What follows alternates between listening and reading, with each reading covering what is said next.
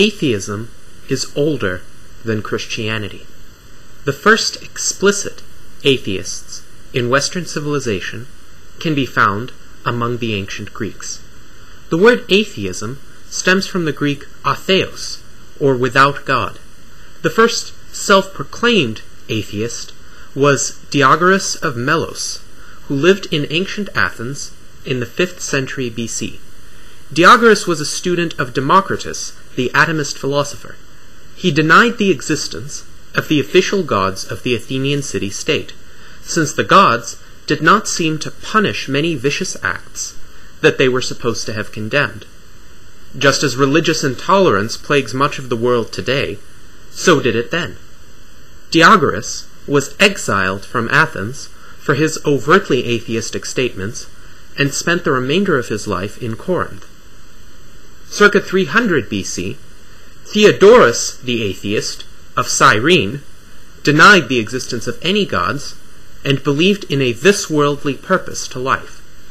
Theodorus argued that the goal of life was to pursue joy and escape grief, rather than seeking to worship any gods or obtaining any kind of afterlife. Theodorus made the connection between prudence and joy, as well as between folly and grief, suggesting that it is our own wise conduct that leads to our joy, and our own foolish conduct that leads to our grief. Later writers, including Cicero and Plutarch, gave Theodorus the name Atheus, whence he became known as Theodorus the Atheist. For his free-thinking ways, Theodorus was banished from both Cyrene and Athens, and as an ambassador apparently offended a few rulers with whom he tried to share his ideas.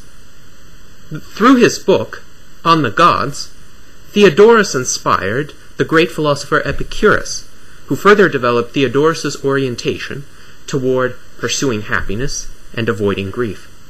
Epicurus himself, while not an explicit atheist, formed a philosophy of life that atheists would have no problem with.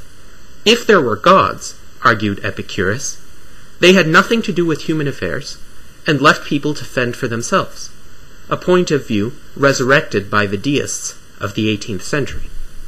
Atheism was unfortunately stifled in the Western world by the rise of fanatical and intolerant strains of Christianity during the late Roman Empire.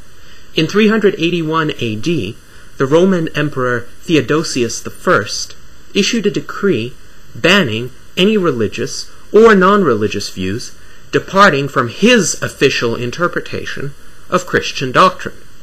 Explicit atheism did not fully revive until the late 18th century, with such thinkers as the Baron d'Holbach and the Marquis de Condorcet.